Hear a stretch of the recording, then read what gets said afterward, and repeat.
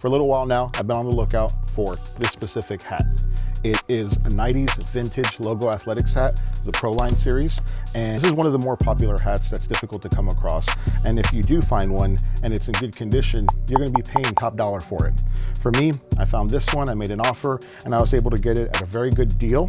It just needs some TLC. So we're gonna go ahead and clean it with a couple of the things that you see right here. Make sure you have your gloves and let's get to work. Make sure that you're putting this in the cold water and mix up the OxiClean and soap before you dunk it in the water. This is a time lapse, but the hat was in the water for about 15 minutes before I brought it out and scrubbed it. Then I let it sit in there for another 30 minutes. Another important tip is to make sure you use a very soft bristle brush to not ruin the thread. Now that we have it clean, next is what most would call an even more important part, and that's shaping it. So we're gonna put this down for a second. We have a pot, we wrapped it around with some saran wrap. You have starch and steam.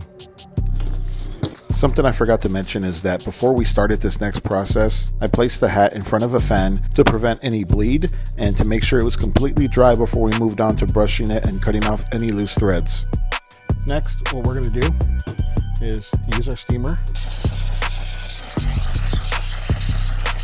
We're gonna put this over the pot.